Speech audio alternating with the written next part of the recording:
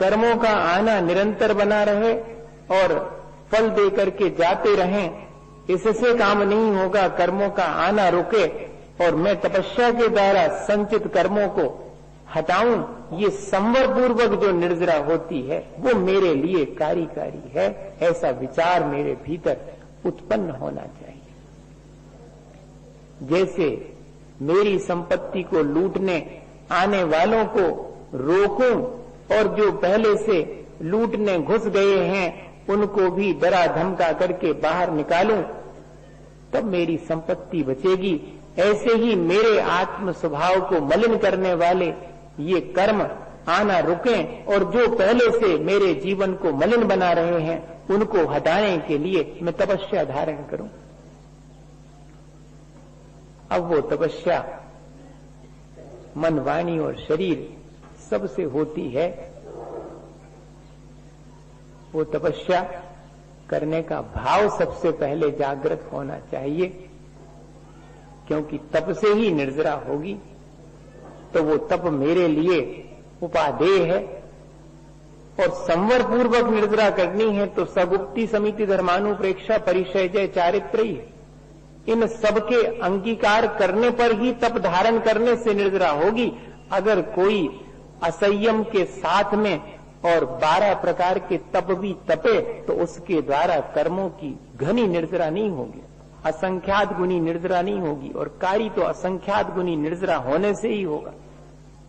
अब ये जरा समझने की चीज है कि हम असंयम के साथ पूरा जीवन व्यतीत करते हैं। भले ही हमने सच्चे देवगुरु शास्त्र के प्रति श्रद्धा रख ली, 7 तत्व का अभ्यास कर लिया, आपा पर का भेद विज्ञान हो गया, अंतरंग में बैठे हुए मिथ्यात्व का क्षय शोपशम उपशम हो गया और इस तरह मैंने वास्तव में सम्यक दर्शन भी प्राप्त कर लिया। सो उस काल में सम्यक दर्शन के एक अंतर मुहूर्त मात्र संख्यात गुनी निर्जरा होगी, उसके बाद जीवन पर्यंत निर्जरा नहीं होगी जब तक कि मैं असंयम भाव को नहीं छोड़ूंगा और संयम या देश संयम ग्रहण नहीं करूंगा।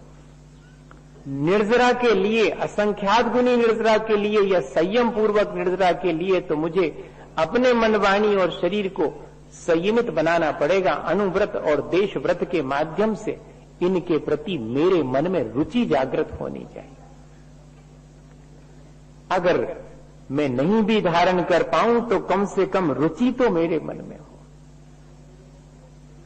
ये भावना निरंतर चलनी चाहिए कि कब मैं अपने जीवन को संयमित बनाऊं, कब मैं सदाचार को धारण करूं। कम से कम मेरी अनंत इच्छाएं हैं जो मैं हमेशा उन्हीं के पूरे करने में लगा रहता हूं। मैं अपनी उन इच्छाओं को नियंत्रित करूं, मैं अपने मन और वाणी और शरीर इन सबको नियंत्रित करके अनुशासित करके जीऊं। ये भावना निरंतर बनी रहनी चाहिए। सुबह से शाम तक भोग की सामग्री के बीच भी मेरे मन में ये भाव बना रहे, तब ये कहलाएगा कि हाँ, निर्जरा भावना शुरू हो गई। और यह निर्जरा भावना भी संवर पूर्वक निर्जरा में कारण बनेगी। देखो कितनी भावना भाने से भी संवर निर्जरा हो, क्योंकि अनुप्रेक्षा संवर की कारण है।